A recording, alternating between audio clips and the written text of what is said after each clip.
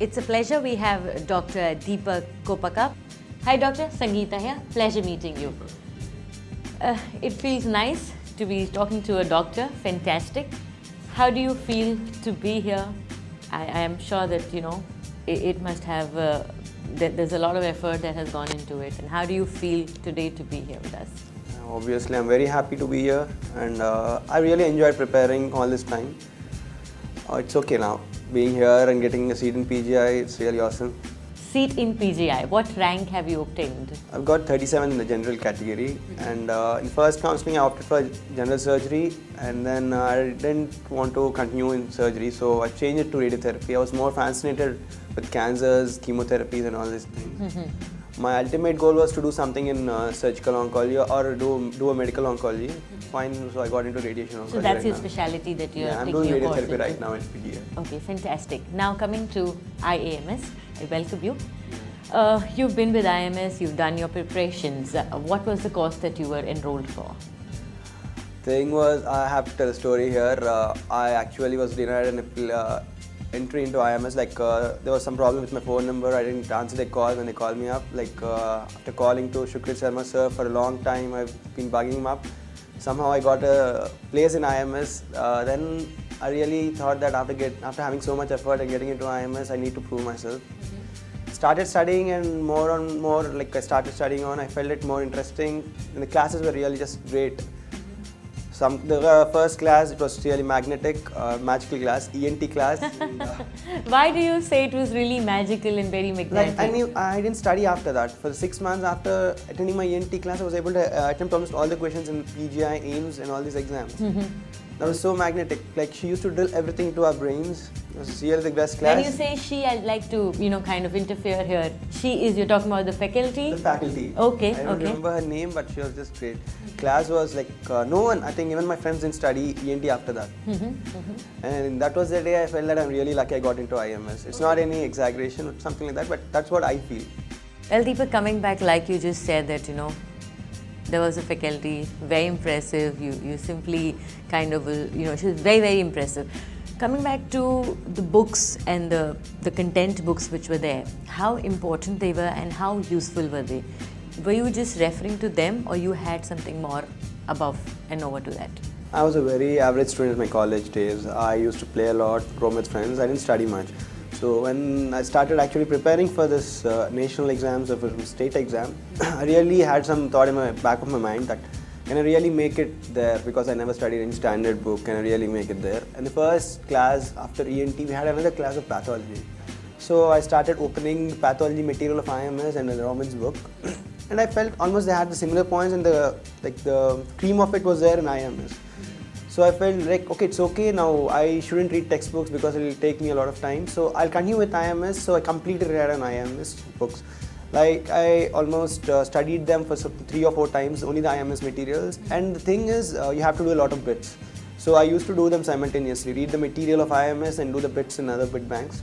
Helped me a lot. So most important is a very focused approach in terms of choosing your content in reference book is very important. It's very important because you can't land up reading all the books right now, because you have 6 years for reading all those books, and you can't afford to use your 6 months and get reading all those books again. Correct. So it's better you go on with IMS or stick on to some book for which you can again revise for a lot of times, some 6 or 7 times when you go to an exam. Well, after revisions, my next question, of course, would be to you is in terms of the test series of IAMS. How useful were they, and did you take them? Yeah. The first test I wrote, I got 26%. I was really, I didn't know it was an embarrassing thing or something like that, but I had a very good rank there. And then we had a class of pediatric surgery, and that sir was from IMS. He was an old student of IMS. He told the first time he gave an IMS exam, his percentage was 10%. And I still remember the thing which he told me, you have to improve every FTS which you have here, improve at 5%, land up somewhere near 55 or 60%, and that'll be very helpful for you to get into some good college. And I've really done that. In the first I had 26%, then I kept increasing, and I landed up around 60% by the time I completed all the FTS here. Like you just made a mention of FTS. How helpful is the FTS? Yeah, this is very important because I've seen my friends, the questions here are a bit bouncers type. and we tend to like, this is a very casual exam, leave it. But I never took it like that. I thought like my aim is to improve by 5%, so I used to take them very seriously. And all the forthcoming batches, I just advise them that try to do all the FTS questions properly and try to revise that. And regarding FTS, a small improvement, we don't get explanation for every answer at Hyderabad. I am from an institute at Hyderabad, so we don't get every explanation there, so we tend to omit some bits. We don't really just mark them up like that. We don't know the reason behind it.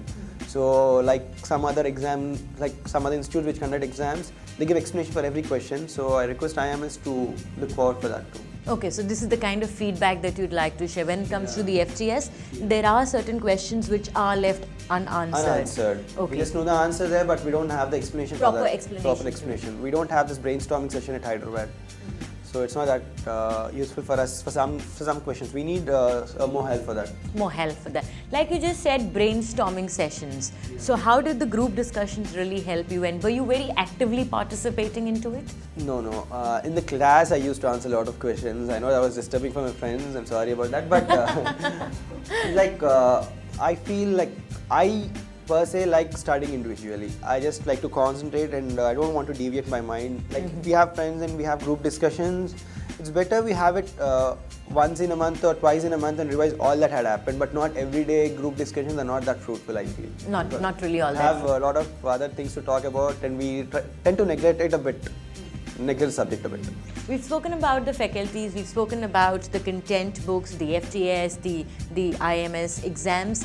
Well, I would want to know your overall experience. How did really IAMS help you in achieving the rank of 37th rank that you've got? How did it really be, if you had to sum up the entire thing, whatever you said, what would that be? It's not an exaggeration, please don't laugh. Thing is, if IMS were not there, I wouldn't have been here. I'm from a private college in Andhra Pradesh. We never had any patient, like we had, but it was very less compared to the government college. I never expected IE from a private college getting into some premier institute like PGI was a dream for me. So IMS really helped me a lot. And So surely IMS is like your partner in your dreams. Yeah. Without IMS, I wouldn't have been here. I might have landed up somewhere in my state PG, but not in PGI. Not in PGI. What all exams have you taken? This is my first attempt at PGI. I've never given it before, and my first attempt at AIMS. I was expecting a good rank in AIMS, but I couldn't get there. PGI, I got 37th rank. Okay, coming to AIMS, like you said that you couldn't get a rank there. How many questions? I think you have about 200 questions in AIMS, So how many did you answer, and how many do you think it is important to answer? This is a very good question. I answered 183 questions.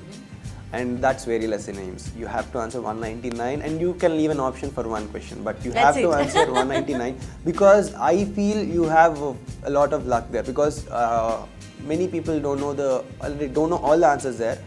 I think so, like that's what I feel. But you have to attempt most of the questions in AIMS, because negative marking, you can't just sit back because you have a negative mark for a question. It's better you answer all the questions in AIMS. You should try attempting all of these. And PGI, of course, you have PGI is completely different. PGI is 250 questions. 250 questions. You have to sometimes opt all the 5 options. In that case, my sincere request, and that is what I've done in the exam. This is my first time, so I just wanted to try it in this way. I never took a chance in PGI. In AIMS, I took chances, but in PGI, I never took a chance. Only if I knew an answer, I used to opt for that, and I left some 4 or 5 questions totally. And for an option, you have to mark some 3 or 4 options in a question. So I just used to mark some 2 or 3. If I'm very sure, I used to mark all the answers. So you attempted all your 250 questions? Yeah, I've attempted somewhere around 245. 245. I left 5 questions. But what is the best number that you can attempt, the minimum or the maximum? The thing is, it's not how much you attempt, but be very sure that you don't give a wrong answer at PGI, because it carries an equal weightage as a positive mark. Okay, so the negative and the positive. The positive are almost the same, so don't take chance at PGI. Just go sit there and answer what you know. Don't try to do something great there, because if you do what you really know, that's fine. You can get a good score at PGI. But Dr. Deepak, that's fantastic. Like he just said that 245 questions at PGI is not bad. It's fantastic. Well, my last question to you is, what are the strengths of IAMS and what are the weaknesses of IAMS? Since you've been with us. The strengths of IAMS is it has a very good faculty. They're excellent teachers. Excellent teachers. I really felt like should have had them at my MBBS level itself. They're excellent teachers. Thing is, very frankly, the bad points, the very strong points, the strongest pillar of IMS is the classes, and the weak point is the organization. I had continuously 10 classes, 15 days before going to PGI, 7 days before going to AIMS. I was really frustrated. At some point of time, I really felt I'm going to lose at this session, but like, I don't know, blessing in disguise or something like that. The classes which happened some 10 days, 15 days before PGI, there were many questions in PGI which actually came from those classes. Oh. So, but I didn't revise gynoms, I didn't revise medicine properly. I didn't revise many subjects, but the FTS and all this helped me to get a seat in PGI. But it's better the organization is proper and they give a pre-prepared schedule for every batch before the classes start actually. So what's your message for all our IMS students and all our future doctors? Future doctors is one very important thing. You have to study. You be anywhere in IMS, Hyderabad, Bangalore or Delhi.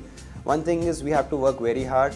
In the sense, 10 hours a day continuously for 6 months is good enough. You need not study for 15 hours or something like that. 10 hours every day is important.